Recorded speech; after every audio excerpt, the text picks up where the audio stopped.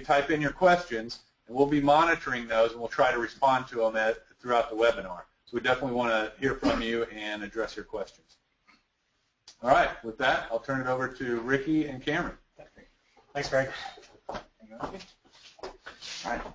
Hi, my name is Ricky Westbrook. I am the Director of Paid Search here at Fair Marketing, and this is Cameron Finno. He's our lead account manager here, and just special thanks to the Sales Growth Hub for having us. And today we're going to talk about ways to increase your leads and nurture them through the new year. Now, when we started deciding on what we wanted to talk about, and we knew we wanted to talk, obviously about lead nurturing and things like that, we wanted to really stay away from just the PPC 101 stuff like increasing click-through rates and increasing quality scores. That's like there's 1,000 PPC webinars out there that talk about the same things. So we really wanted to focus on more advanced strategies that people can really take home and that can really increase conversions, especially going into 2015, and that way you can start with a clean slate and really grow from there. So now, obviously, there's tons of different platforms people advertise on. The two monsters out there are Google and Facebook. They are out there battling for your marketing dollars as we speak right now. And I mean, they probably control a good 96% of the online advertising. So just with that, today we're mostly going to focus on Google and a little bit of Facebook. But obviously, a lot of these same practices can be brought over to Bing and Yahoo and AOL and LinkedIn and other platforms like that. So before we get started with the campaign, you really got to decide what type of client you have on your hands, or what kind of campaign you want to run. And so there's really three different types. The most common one is going to be the client that's focused on sales and direct response. And so they're going to be the ones that are going to be constantly wanting sales and needing to see that ROI. Other type of clients, some clients are just interested in just seeing traffic. That's for like more of a brand new campaign. That wants to focus on just bringing new eyeballs to the site, and then as you grow, then turn into a more direct response campaign. And lastly, there are certain campaigns that just want to focus on branding. These are mainly your bigger types of brands with big budgets, your Coca-Cola and things like that. They really want to focus on getting their logo and their slogan out there to the point where maybe someday they'll walk into a storefront somewhere and buy that product. But there really is no direct tie to the advertising you would do online to that to that later sale. And so now we want to get into more about the conversion tracking and the different areas that you can set up conversions. Obviously, you'll hear the word SERP conversions quite a bit. SERP stands for Search Engine Result Page, and that's the page when you Google something, you're on the Search Engine Result Page, and from there you go to a landing page. We'll talk about call extensions and location extensions and several different types of call tracking platforms. So for starters, you really need to determine which types of conversions you want to set up for a campaign. Here we've identified what are probably the biggest 8 for your campaign, and you really got to find out which ones are going to be right for you for what type of campaign. Almost any campaign is going to have some kind of form submission, and you're going to want to track some kind of calls. Those are really the bread and almost any, whether you're going for anything, branding or traffic or anything, you really, forms or conversions or forms or calls are going to be, if you're going to do any kind of conversion tracking, those are going to be your main 2. From there, it really depends. If you're a service industry, a map click out might be a good conversion point, because if somebody looks at a map and clicks directions on how to get to your store, and if you have a retail front, there's a very good chance that they might become foot traffic later that day or the next day. So for a lot of service-based clients that have a brick-and-mortar store, we'll count those for our clients sometimes. Some clients put a lot into social responses and engagement on social media. Some don't. So it really depends on what you want to really count as conversion or what your clients do. And so you really just need to make that call and set out to do what's best for the campaign. I also want to add that the form submission can kind of go along with an e-commerce platform. If you're an e-commerce site or an e-commerce campaign, the form submission ultimately it's the end result. It's the thank you page or the order confirmation page. So those kind of go hand in hand with each other. Absolutely. As far as some interesting and kind of up-and-coming conversion capture pages or conversion capture points that you can start using now, Google's given us a lot of new and interesting ideas, interesting avenues for us to track these conversions. They include the call extension, Adwords call extension, very powerful, especially if you really depend on the phone calls that come into your office. These are available on both desktop devices as well as mobile pages. You can see an example here on this search result page where you'll have an ad and then the click to call button. This is an immediate action into your office, into your building, to have someone in contact with you, an immediate conversion result. Same here. We also have a call extension happening on the Google search result page on a desktop device. It's a trackable 800 number. These are dummy numbers that transfer directly to your business, and all this information is captured and then put into the Adwords system for you to make really good logical decisions on what keywords to add to a campaign or bid more aggressively on, but also keywords that you should be possibly tuning back on or removing from the campaign. Some other extensions, and I should have mentioned this is available all from the Adwords platform from their extensions tab.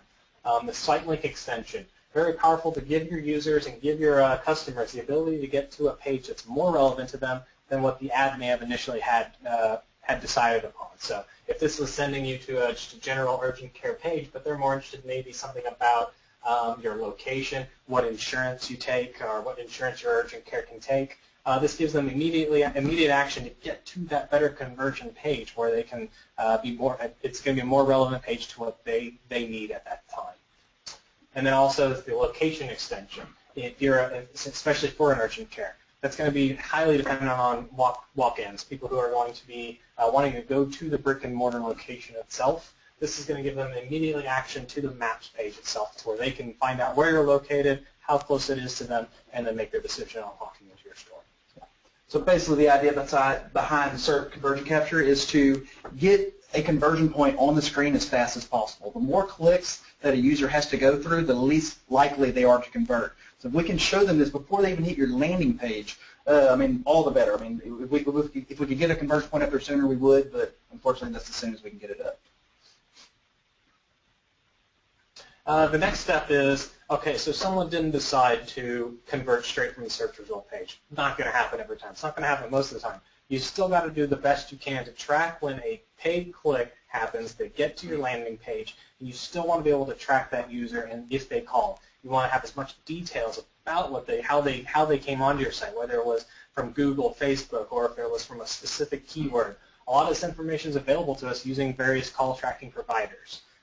So what you want to, once they land on your page, once after clicking an ad, you want to have a dynamic number inserted onto the page. This dynamic number is just a dummy number. It forwards directly to your business's line, your main line. But in that middle step, there's going to be the ability to track that phone call. It rings straight to your business, and then all the information that you possibly want is going to be captured along with that, including what campaign or keyword it came from, the call duration. All this information is tracked really well. There's a couple of different methods you can do to bring this information to your campaign. First is going to be just using a third-party call tracking service. There's many out there. Key Metric, Who's Calling, Mongoose Metric is one. But also something new that's Google's rolling out. It's kind of an extension of their call extension. It's going to be the ability to have a call tracking service on your landing pages as well. It's a very new conversion point that's just been out for maybe 2 or 3 months, but we're already seeing some awesome success on a lot of our campaigns that are using it. Works very similarly to your third-party systems, but it's free. AdWords gives it to us for free. And the beauty of using their system over some third-party providers is the information's all it's all tied right back to your AdWords campaign. You don't have to go hunting through 2 different accounts, your lead or your call tracking provider and Google. It's all going to be contained inside AdWords. So it's a beautiful system to implement. So now we want to talk about keyword and text ad optimization. So we're going to get into some strategies on different areas amongst keywords and text that we can go out and get more conversions. We'll talk about keyword expansions and some tools there. We'll dive into some raw query reports and some strategies on negative and branded keywords and some A/B testing on text ads.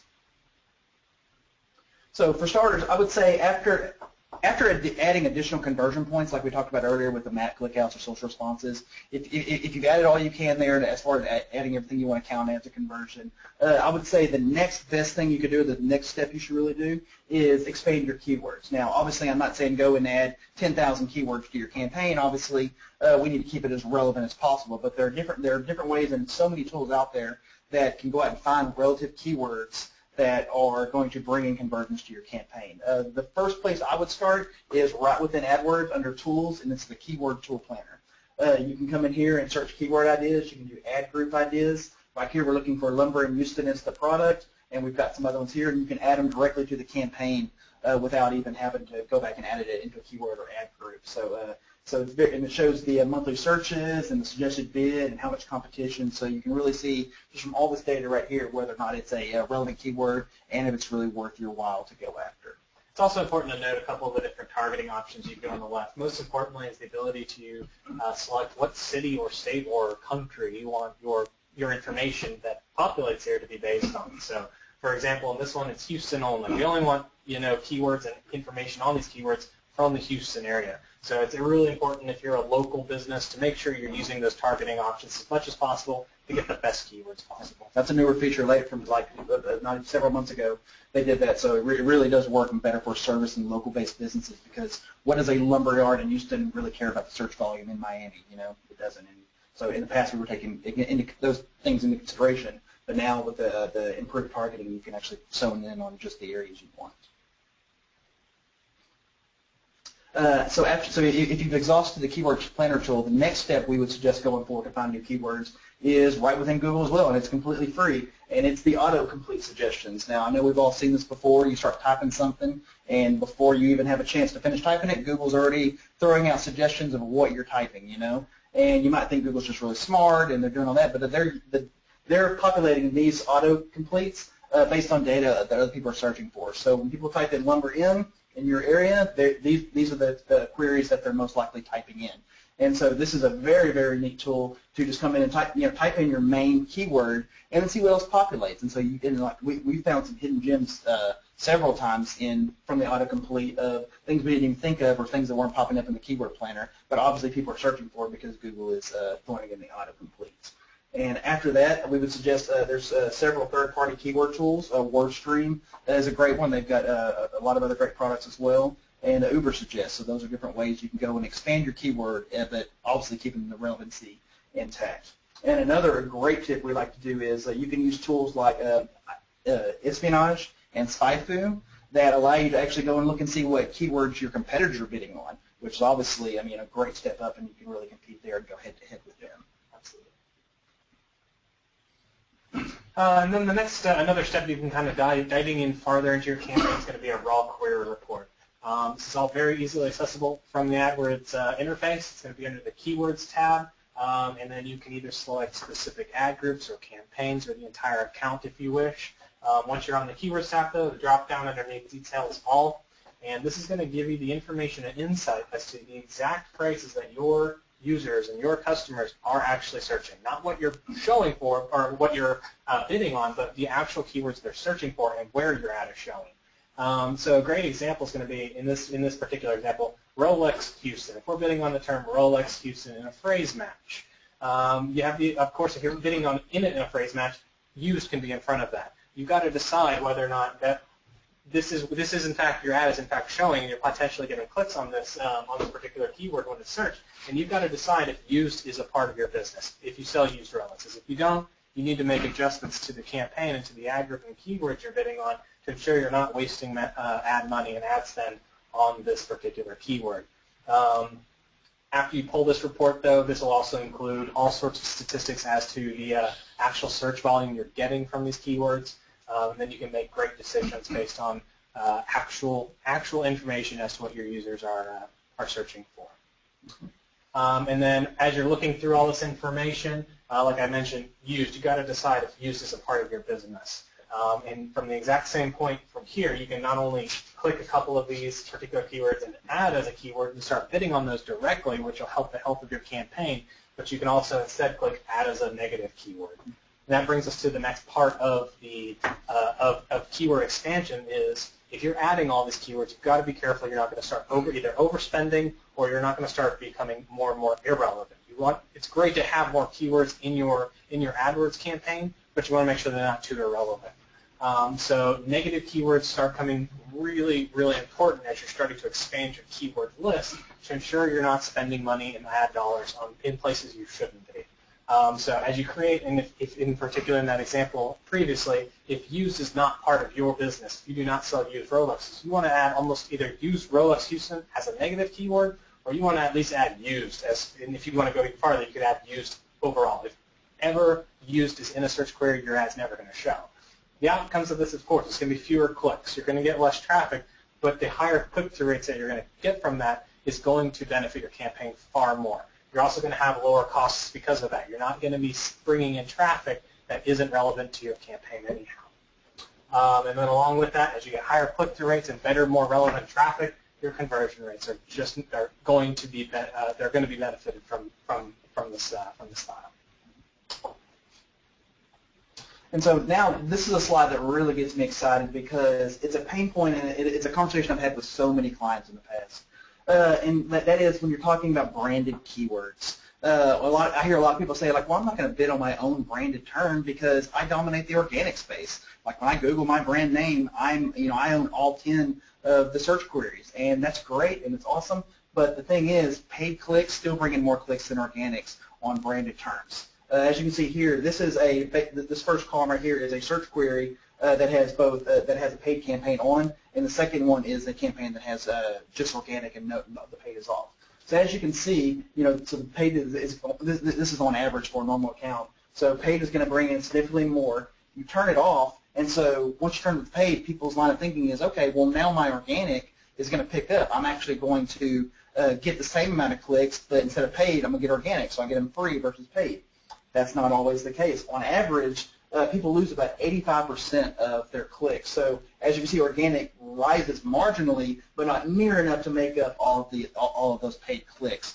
And obviously, the goal of any PPC campaign really is conversions and leads. And so with that, we want to obviously, still bring those in no matter what, even if they're from paid or from organic. And so, they're very much worth paying for. Yep. It's also important to note that branded campaigns can always they're generally extremely cheap. No one can beat you and your branded name. No competitor can beat you or your branded name. Your quality scores are always going to be higher than theirs, so your clicks are going to always be far cheaper. Mm-hmm. So a great way to bring in a lot of traffic. Ensure the traffic is coming to you, because if you're not bidding on your competitor, or on your branded name, your competitor is. Therefore, their ad's going to be above your organic listing. And that's going to absolutely cause your campaign to fail. Absolutely.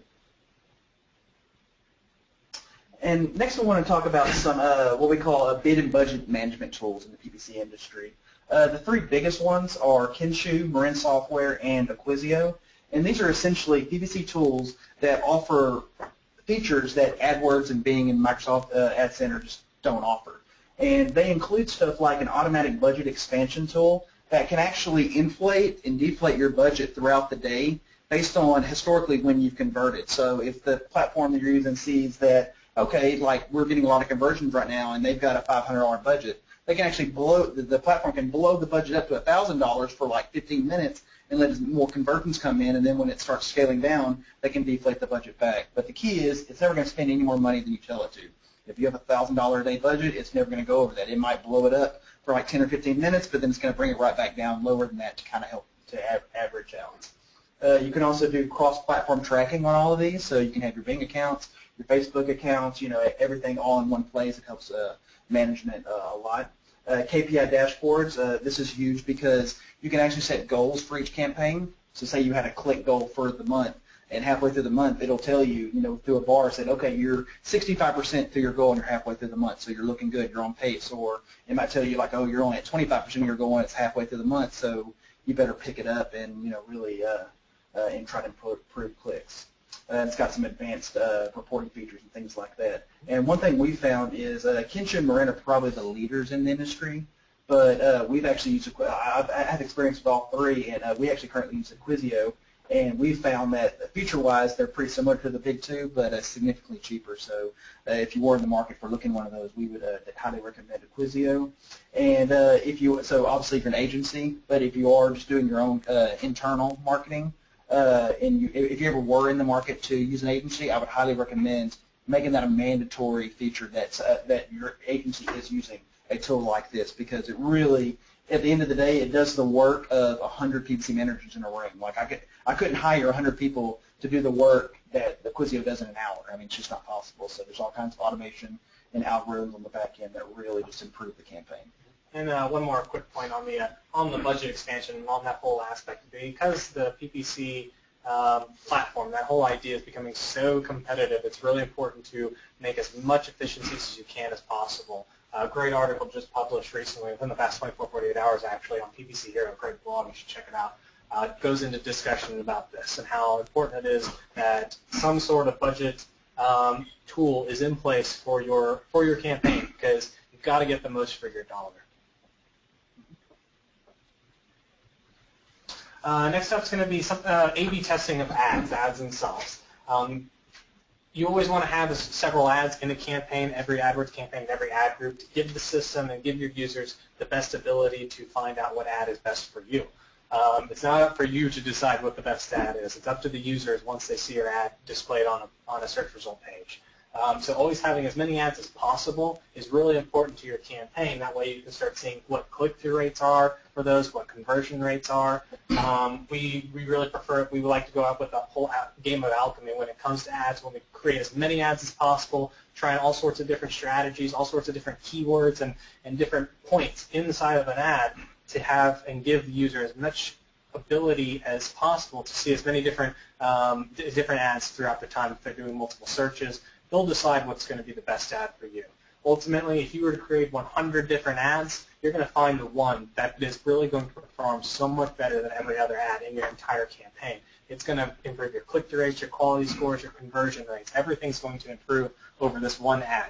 It's going to take you a lot of time to create those 100 ads, up to 100 ads, but it's well worth it just to sit down for a couple hours a day, every day for a week if that's what it takes.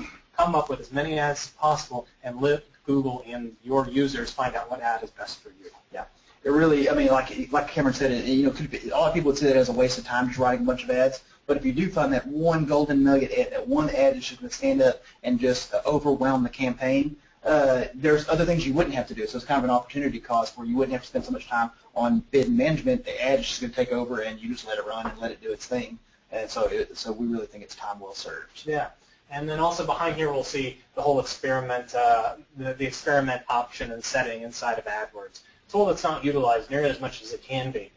This gives you the ability, whether it be new ads, whole budgets, or bids, you can do a lot with this tool, and once you get it enacted, you get to tell AdWords what % gets the control and what % gets the experiment. You get to set times, start times, and end times, and while it's running, you're able to make as many changes to the campaign as you could possibly imagine, and at the end of the day, after, say, 30 days when the campaign's over, or whenever once you have enough data to look at, you're going to be able to say, yes, make all of these changes permanent, or no, revert back to where it was on day 0 before you started implementing all these changes. So it's a really great solution to where you'll have a lot of safeguards in place if you're going to make a lot of really experimental and progressive changes to your campaign, to be able to go back to originality if you need to, or if you want everything to stay in place, to say yes, and it goes on from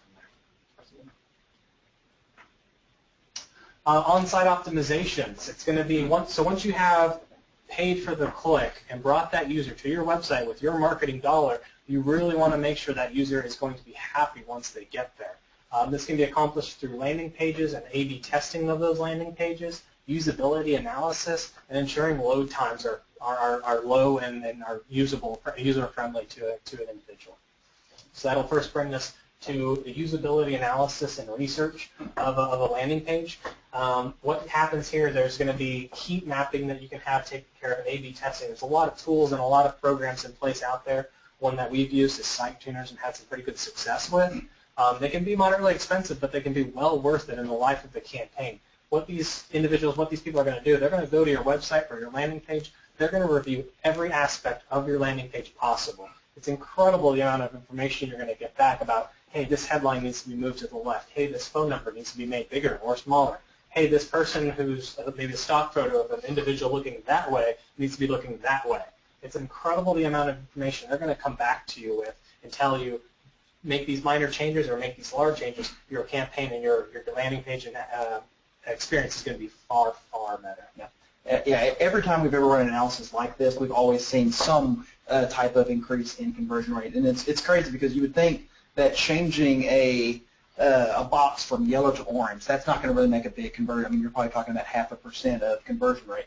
But if you do 10 to 12 little things that increase it just a little bit, now we're talking about increasing conversions 5 to 10%. Now we're talking like it's being worth the game and it's worth the money to bring in an analysis like this. And of course, the best part is, if you do a couple of these analyses, and then you can use that data and apply it to other campaigns. So you really become a conversion rate optimization specialist in your own right eventually.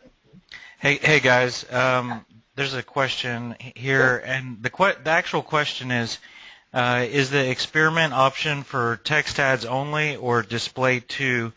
And I guess I could expand that question to say, like, is everything you're talking about here for both text and display ads? A lot of it would be for both. On the experiment side, I've only messed with and used it on the search side. It's still in beta, actually. But yeah, so they're rolling that out to more and more portions of the campaign. I need to double check to see if that is in fact available on the display side. Yeah. But search, it's a great tool for search, that's for sure. Yeah, it's actually a great segue into what we're talking about now, because with the landing page split testing, there are certain things you could do on the display side versus the search side. So yeah, that brings us up to the landing page split testing. So once you have a site tuner, for example, the previous slide I mentioned a site tuner, having someone who excels at that, checking out your website, taking their changes, baking and applying them to the web page, and then go from there. So first things you want to do is start with pretty large changes. You try different things even based after what the specialist may have told you. Or even if you're not able to afford a specialist tab, and this is a great tool to still use. You want to make large changes to the campaign, moving sidebars, moving content areas, changing headers, making large changes. All this comes at a very low cost with great tools in place. The two that we've used are Optimizely and Visual Website Optimizer. These tools are awesome because they're very user-friendly for you. You don't have to be a programmer to have to make these changes. Everything is just it's a WYSIWYG editor. You can drag things, just blow up images, make things smaller, change font styles and sizes. This program is going to automatically send the traffic to one of the two pages at your percent that you defined at the beginning of the experiment. And then at the end of time, you're going to have data to be able to look at and see how often each version loaded, how many conversion results, what was the results from those pages, conversion rates, time on page, how was their experience, did they enjoy being at this page versus that page. You put all this information together, you're going to have a clear winner to move forward with. Mm-hmm. And that kind of brings us out of these two tools that we've both experimented with and used, Visual Website Optimizer, VWO. It is the cheaper of the options. They have very similar feature sets, but definitely recommend VWO as a landing page split. Yes, it's significantly cheaper, but Optimizely is the big name in the game. Yep. And once you have decided as to what is your clear winner from that previous slide, now you're going to take that winner and make smaller changes to it and find out, even fine-tune it a little bit more. So now you're going to make smaller changes, maybe just a little flip. Rather than large content changes or adding or removing major portions of the page, now you're just going to maybe make small changes to the landing page, maybe flip things, maybe just change color styles at this point. You're going to make smaller and smaller changes, and you're going to continue doing this. You're going to find out what is your clear winner once again. Say it's the second one. Now what you're going to do is take this one, place it in position of point A, and do the exact same thing again. You never stop this because eventually you're going to find a better and better and better winner. Say it continues to be this option here. You're going to continue testing it against other variations. Over time, you're going to still find a better result. And then on one of the last slides, as far as the usability of the site, effects of load time. I certainly can't tell you how often I go to a website, whether it be from an organic click or a paid click. If I get to a page and it's taking time to load, even with a good internet connection, I'm not happy, I'm leaving, and I'm going back. But guess what? You still paid for that click. So some examples are going to be Walmart.com found that when load times jumped from 1 second to 4 seconds, conversion rates absolutely got affected massively by it. It's just by users not even going to the page. They're already unhappy about the landing page that they're going to. They're not even going to even pay attention if they don't click back before that page even loads. Firefox reduced average load time by 2.2 seconds and increased downloads by 15.4%. So big changes to your load time alone can really affect the campaign and the success of the campaign. And a variety of things can change and affect what load time is going to be for your page. Whether if it's a slow load time, it may be very image heavy, and you need to make some changes and adjustments to that, or put some lower resolution images if need be. Another change would be you need to talk to your hosting provider. That's also a big ticket item. If it's a poor hosting provider and that's what's causing the issues, that's absolutely going to affect your campaign. Yeah, and load time is something that people who do SEO campaigns, it's no stranger to them that obviously load time is a very big aspect of where you're going to rank, and Google takes that into effect when they determine their rankings. But what people don't realize is how important it really is to PPC because it still matters, and like Cameron said, you're still going to be paying for those clicks. So if you don't have one now, a good tip is to create a Google Webmaster Tools account. That way you can see everything for your organic and your paid search, your load time, and really monitor that. And then, if there are issues with it, if it gets to like 3 or 4 seconds, that's when you're really going to start to see sharp declines in your conversion rate. That's when you need to talk to your hosting provider or, look into the actual problem. Do you guys have any? Yes. What tools or vendors would you recommend for landing page creation, Unbounce, Instapage, etc., and why? Instapages is good. We've used them in the past. Obviously, we usually have internal designers do it, but there's tons of tools out there. Sure. I've used lead pages in the past too for landing page creation, and then you can either buy a template from them that's easily optimizable, or changes. You can make quick changes to it. But a lot of our agency in particular, we have a lot of internal programs that will help us create a customized page from the get-go, just for our clients specifically. Yeah. But the beauty of it is, if you do find a place, like a place like Lead Pages or things like that, you can design the page. You can make the changes within the Visual Website Optimizer or Optimizely or the split testing. So don't, I wouldn't sign up for any kind of package that offers them to where you're paying them to go and make changes for these multi-variants, because that's going to be very expensive, especially when it's so easy within those tools to go in and make those changes. Yeah, VWO makes it incredibly simple for a non-programmer to make changes. I don't know anything about coding, but I can make all sorts of changes to a page, and it's instantaneous. It's a very quick edit, and everything goes live instantly. So, great tool. Now, this is a great series of charts I really like, and it talks about reasons for page and cart abandonment. So what happens when, obviously we all know life gets in the way. You're on a page, you have intent to buy, you're ready to go, and your wife walks in, says something, or something comes up, your phone rings, you get distracted, and you go. As we'll talk later about remarketing, 97% of sessions don't end in a conversion that actually meant to. So, you're only talking about 3% are actually converting at the time of their first section.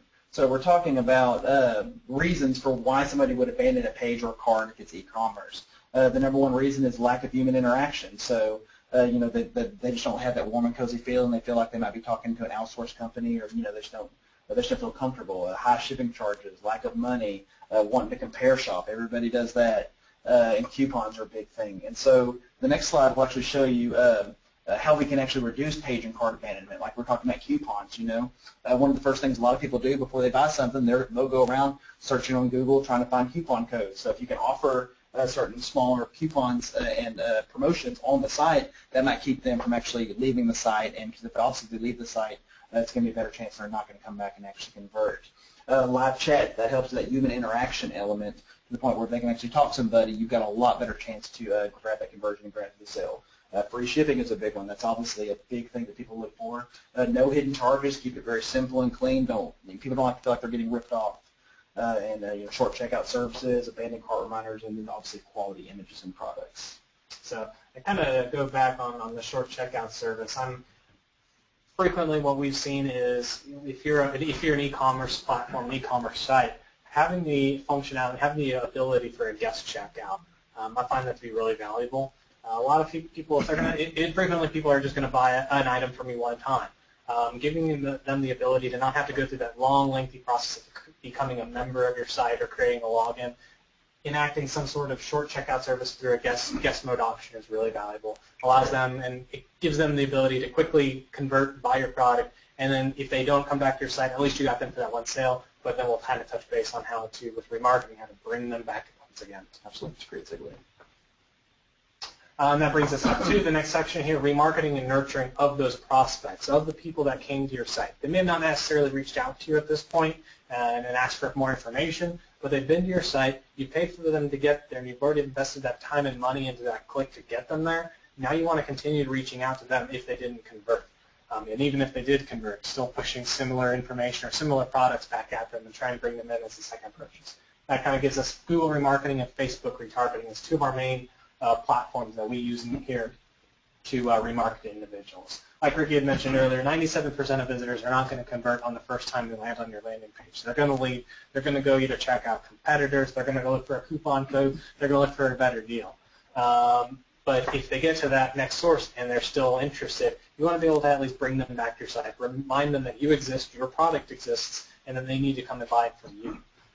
So that's where remarketing comes in. Google offers a remarketing app or a remarketing campaign that's really beneficial to almost any campaign out there. So it's a very simple setup. All you have to do is go into the Audiences tab on the left, and then you'll create a remarketing list. It's a small little code you drop on the site, throw it on a global footer, and you're done. From that point on, Google's going to be able to track users once they get onto your site. They track them, the prospect leaves. Now they're available to insert ads onto other pages of sites that they'll get onto later on down the road and be able to find those users again and again and again. We've all seen it ourselves, whether it be if you're checking for a watch on Amazon, you'll leave the Amazon's page, you then see a remarketing ad, an ad just for the product you were just looking at. So very, very powerful to bring a user back to your page, back to your site, and finish the conversion process. And a tip that I like to use is a lot of people who do remarketing, they'll just do one set of banners, big logo, your message, and then done and show it to everybody.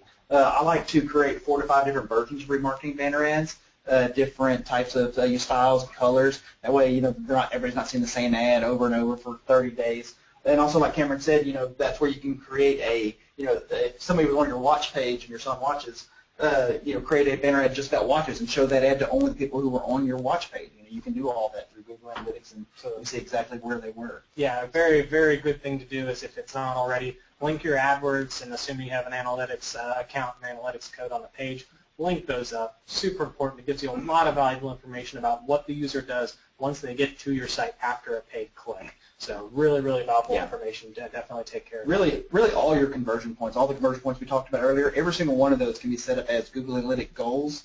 And if you set that up, it's a simple conversion code you put on the side. It's no problem at all. And what it really does is when you go and look at the overall health of your website, it gives you such more in-depth analysis. So you can compare, all your conversion points to certain days of the week or certain times of the week or certain parts of the year, quarter 1 versus quarter 2. So it gives you just so much more data to work off of. Absolutely. That brings us to the last portion of retargeting here, Brandon. Again, this is making sure that the people who have been to your site once and expressed the interest, reinvesting in those users and reinvesting in those people. And the next place you can go to is Facebook retargeting. Google remarketing, it gets you, they have access to millions of websites. But the one they don't have access to is Facebook.com. At some point in the day, your customer is going to land on Facebook.com, whether it be in the evening, in the morning, everyone lands on Facebook.com eventually. And this is going to allow you to show your ads on Facebook.com, similar to how remarketing on Google works. So again, a small little code needs to be placed onto onto all pages of the site, preferably, and then you're able to track back to the user and whether they're on a cooking page, a shoe page, or a sports page of your website. You're able to target them with specific ads about that product and make sure that they're getting the most relevant ad as possible. There's a different methods you can do it once you get a campaign created. You've got those right column ads on Facebook.com when you're on the desktop version of the page of the site. Those are great for direct response because if someone clicks one of those ads, it leads them directly to your landing page. Whereas the newsfeed ads, you can do a lot of linking back to your site, but there's also a lot of social interaction related to those ads. So you kind of got to gauge what's your goal and what's going to be the best for your campaign. Decide whether you want to do a right column ad, which is a little more direct response, or do the newsfeed ads, which are a little more social. Yeah, absolutely. Yeah, we really like to consider remarketing and retargeting as really prospect nurturing. And that's what, next Craig is going to come up here and talk about lead nurturing. So it really kind of goes hand in hand as far as just really nurturing the prospect from when they're sitting at home and Googling your information all the way to they become a lead until afterward. And so it's really all about following and just really cradling them and taking care of them all the way through the process. Yep. So. A great tool, I guess you mentioned AdRoll. For doing Facebook retargeting, AdRoll is a great application to use for that. There's also the ability to do, I should mention, custom audiences from the Facebook platform itself. So once you have a Facebook account created for advertisements, you can actually take your current customers or any kind of lead generation that you've gotten in the past, all their email addresses, upload that into the Facebook advertising platform, and find those users specifically who have logged in and using that email address as their login email address.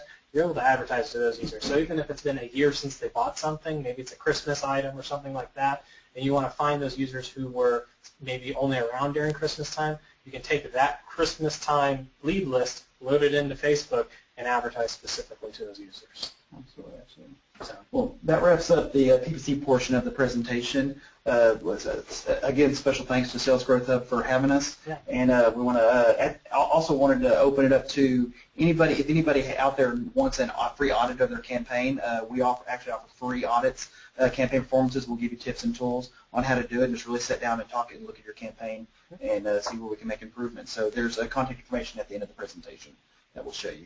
Do we want to open it up to questions? Sure, Michael. Any additional questions? Yeah, there's a couple. Let me see here.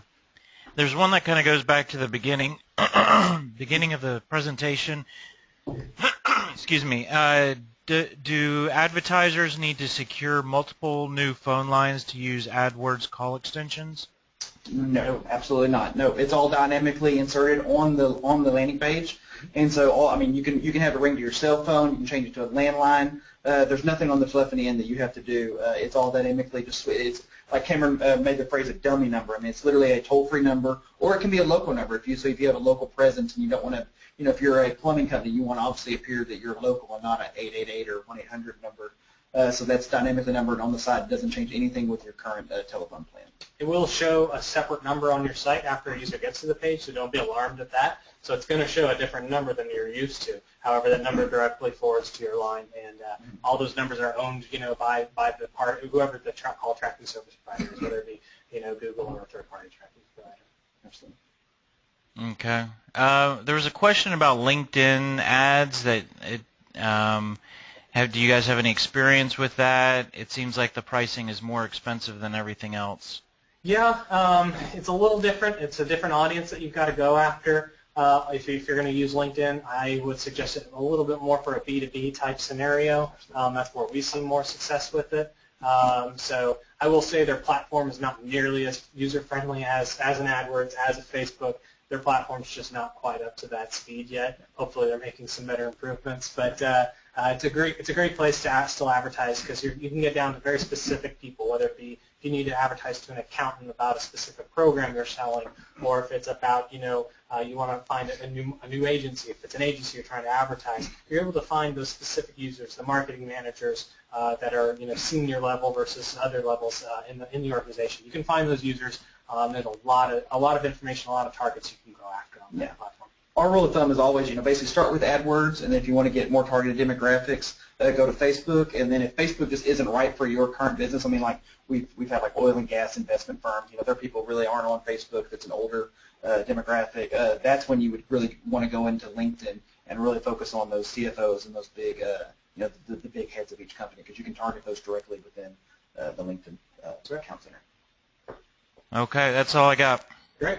Thanks, everybody. All right, we're going to turn it over to Craig. Appreciate it. Thank you. Thanks, guys. Mm-hmm. Thanks, Cameron and Ricky. That was really great. It's amazing to me always how much there is to know about pay-per-click advertising. I've been doing it for 10 plus years, and I still am learning. Still not an expert, and that's why people like Ricky and Cameron at Fair Marketing are so valuable. I encourage everybody to take advantage of that pay-per-click campaign audit that they mentioned. That's free, and you're guaranteed to learn a lot from that experience. I want to be respectful of everyone's time, so I want to kind of fly through my slides here pretty quickly, and then at the end we'll have time for questions, and we can come back and dig into things in detail if you want. But really what I wanted to touch on is three areas where what I see, we work with a lot of customers who are doing pay-per-click advertising, other online advertising, and they're not getting the results they need, not necessarily from the campaign itself in terms of conversions or cost per conversion, but in terms of sales. That's the bottom line. And what I hear a lot from customers is we're spending all this money, we're getting leads, but we're not selling enough. And these are the three areas where I see a lot of companies kind of dropping the ball. One is response time, especially in a B2B world, but I think also in the B2C world. You may not realize this, but if you're not calling that lead really quick, bad things happen. And I'll touch on that in a little more detail. Nurturing the leads is really important, and I'm going to show you in detail how that pays off in terms of dollars and cents. And then measurement. Cameron and Ricky touched on a lot of different ways that if you measure what's happening in your campaign, then you can optimize it. Well, if you're in a situation, if you're not in an e-commerce business where somebody comes to your site and makes a purchase with their credit card right then and there, if there's a human being involved in that process, then that's where all your measurement typically stops. You don't have any idea. You know they converted and they came to your website, but then somebody got on the phone with them, and you're not able to tie that order or lack of an order back to what did they search and what did that cost me to get them to my site. So that's really important as well. We're going to kind of touch on all these things in some level of detail. So in terms of response time, all you got to see is this curve right here. This is a study that was done a couple of years ago, but the bottom line is they found that when you fail to contact a new lead within about 5 to 10 minutes, your results almost go to nothing. So it's really counterintuitive, I find, for a lot of our customers, especially in a more traditional B2B world where you're typically used to getting referrals or maybe meeting people at networking events or trade shows. Calling them back a couple days later is fine. But when somebody does a search in Google and they come to your site, they're looking at 10 links to at least 9 of your competitors, right? Well, if they don't hear from you real quick, they're going to go right back there and end up on your competitor's site. You've got to call them in 5 or 10 minutes. Some businesses it'll be different, but this is the average. And what that says is that if you don't have some sort of automated process to get those leads into a salesperson's hand very quickly and make sure that they get followed up on, everything breaks apart because you're going to have the same salesperson trying to call this, or more than one salesperson trying to call the same lead, and confusion. And that really emphasizes the need to have some sort of lead management system. I hit the wrong button there. Sorry about that. There we go. So lead nurturing, though, to me, is the most simple to understand and the most valuable in terms of dollars and cents step to take in terms of managing the leads after the conversion from your pay-per-click campaign. So we all have some sort of sales process. This is a graphic I took from some medical marketing site, so it's about a medical process. But the idea is you have different stages in your process. They convert on your website, they talk to a salesperson, they do a demo, and then they buy or whatever. And at every stage, some percentage don't go any further. They fall out of the pipeline, right? Well, being honest with yourself, what do you do with all these guys? I can tell you one thing. If you're leaving it up to your salespeople, then for the most part, nothing's happening with it, right? Because what are salespeople doing all day, every day? They're focused over here. They're trying to get these guys to write the check. They're not spending a lot of time going back to the people that they talked to once and calling them back a week later. You need an automated process that will just take all of these and put them into a little hopper and stay in touch with them and warm them up for your salespeople. And let your salespeople know, hey, Bob that you talked to that one time a month ago, guess what? He's engaged again. He just came back to the site. He just looked at one of your emails and watched a video or something like that. That all can be automated. And the good news is there's a huge payoff. So you're spending all this money and all this time on pay-per-click, right? I don't care if you're spending $5,000, $10,000, $50,000 a month. getting people to your website, putting in place a lead nurturing process will increase the sales to those leads by 10% easily. And I've seen it over and over and over again. So whatever you're selling, you're spending your $5,000 a month on pay-per-click, and let's say you're selling $10,000. Well, this is going to get you another $1,000 a month. So that's pretty important, right? That's a 20% increase on your ROI. So just to understand the numbers there, and this is kind of hard to do in a format like this, but just as an example, if you're currently getting 100 leads a month and you're closing business with 20 of those, that leaves 80 that are dead. You know, they're getting sort of, maybe they're going on your monthly email newsletter list or something like that, right? Well, after 6 months, that means you've accumulated 480 dead leads, right? Well, if you just put a very simple 1, 2, 3, maybe 4 email campaign in place to just stay in touch with those dead leads, and you get a 2% click rate, which is typical, then that means you're going to take, of those 480, and re-engage with 9 or 10 of them. Well, guess what? That's a 10% increase at the top of your funnel, right? That's 10% increase in leads for your sales team. And that's only after 6 months. After 12 months, now we're talking about double the number in your hopper that are getting these emails, and so double the number into the top of your sales funnel that are getting re-engaged. 20% increase. After 2 years, 40%. It just starts mushrooming, right? So it doesn't matter what your numbers are, this same rate of return applies. The best news is it's really easy to do, but I want to emphasize how important it is one more time here. This is a study that was done by InsideSales.com, and what they found is that 50% of the leads that come in to your website are not ready to buy. They're still in learning mode. They're still in education mode. They're just looking for information. And so, being a typical aggressive sales organization, your sales team is on the horn with them trying to close a deal, and they're just not ready. A lot of times you might even kind of scare them off a little bit, right? So you need to have tools that will help them take those little baby steps to move themselves towards being ready to buy. They need to understand the answers to all the questions they have in their mind. They may not even want to talk to a salesperson until they get a little further down the road.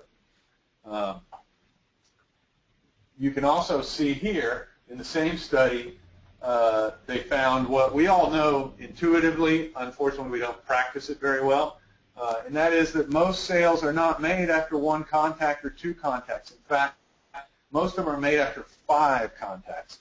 And again, nothing against salespeople. I'm one. I love them. I've worked with them my whole career, but they're not good at contacting the same guy 5, 6, 7, 8, 9 times, right?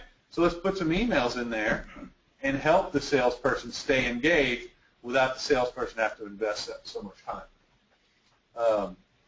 Doing this kind of lead nurturing for web leads in particular, pay-per-click leads and other online advertising, will increase results more like 25% or more, a lot better than in a typical sales funnel because of the need for that urgency. So this is just an example. The Better Business Bureau put in place a lead nurturing approach. And basically, they were beginning to spend a whole bunch of money driving traffic to the website to get people to fill out this relatively detailed form that they call the pre-app, a pre-application to the Better Business Bureau to become a member. What they were finding is that salespeople were treating those leads the same way they would treat a normal lead that they got through traditional channels. And so these web leads were not closing because they weren't getting the kind of treatment they were expecting. So all they did is put in place a 4-email campaign that went out over the course of, I think, about 2 weeks. And it increased sales to those web leads by 25%. And that happened in the course of about 2 months. So I want to talk a little bit about how you do that and show you that it's really not hard to do. Basically, in your lead nurturing system, you want to have these basic campaigns. You want to have a specific campaign for leads that come through your website. You probably want to have a little bit different campaign for leads that come through referrals or call-ins or something like that. You want to have a campaign that just kind of welcomes a new client, maybe offers them upsells and things like that, and then past clients. Maybe you're in a business that typically does a lot of repeat business, so a client that was ordering from you, but it's been 6 months and you haven't heard from them, you want some sort of campaign to get them re-engaged. 3 to 5 emails per campaign, and the best news is creating these emails really does not have to be rocket science. It can be kind of what I like to call an FAQ style email. You know, basically what you're going to do is you're going to write down the 5 or 10 questions that your customers or prospects ask your salespeople. You know, we all know what those are, right? Doesn't matter which customer you get on the phone with, they're going to ask the same 4 or 5 questions, right? Write those things down. And each question is the basis of an email. Your email is just the answer to that question. So think of it like this. Somebody searches for something in Google. They end up on your landing page. They fill it out and convert. And they don't want to talk to a salesperson. They just want to learn from your website.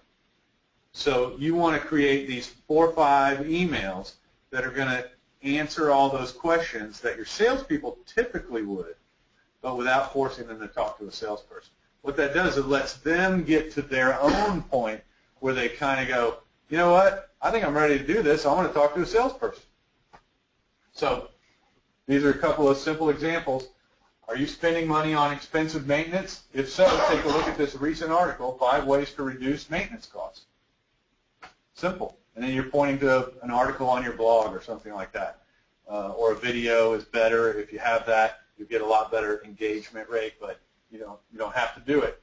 A lot of times, the big deal is that you're trying. They're not getting these emails from your competitors, and so whatever happens in their world, the light goes on and they decide, all right, it's time for me to make this purchase decision. You get the call because you're the one that's been in their inbox. Quick tip on this, try salesscripter.com. It's a great tool for a lot of things, but it's going to give you scripts to use when you call your leads, questions to ask them to qualify them and kind of know where are they in that buying cycle, how to overcome objections. It's going to even write emails for you to send pre-call, post-call, and what to say in a voicemail. It'll also give you a content marketing outline, which really is a great outline of things to put in your lead nurturing emails. So, a couple of examples. These are emails that we've helped clients create that have worked very well in campaigns. Super simple. We're not talking about paying a copywriter hundreds of dollars to write this thing, right? You could write this for your business today. Here's another one with a video. Videos work great. People are going to click that a lot more frequently than they would just a link to an article or something like that.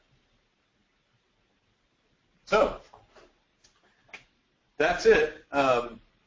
Want to make sure that everybody knows that you can register for the next webinar by just going back to salesgrowthhub.com/event, and you'll see the webinar for January 7th there, and you can register for that. And also, we'll send you an email tomorrow that will have a link to register for the webinar and also to our report, 5 Easy Ways to Grow Sales and Lower Costs in Your Pay-Per-Click Campaign. So you can download that. And we'll also give you some links to get in touch with the folks at Fair Marketing, so you can take advantage of the pay-per-click campaign audit. So you get all of that in an email tomorrow, as well as a link to a recording of today's webinar and the slides. So just look forward to that in your inbox tomorrow. That's our little lead nurturing campaign. And I guess, Michael, do we have any questions There's a couple, but we're a little bit over. But one quick question was, with your lead nurturing emails, how do you know when to call? Well, that's a great question. So with Sales Nexus and with some other programs, when the emails go out and the prospect receives them, if they open it up and or click on the link to watch the video or read the report or whatever, the salesperson can be alerted of that action, so they know and they can call them instantly. Okay. There's I think that's probably it for now. There's a couple other questions, but I think we'll just kind of leave it there. Okay. Well, thanks to everybody for joining us today, and I want to be sure and thank everybody at Fair Marketing for letting us use this great facility, and Cameron and Ricky. It was a great presentation.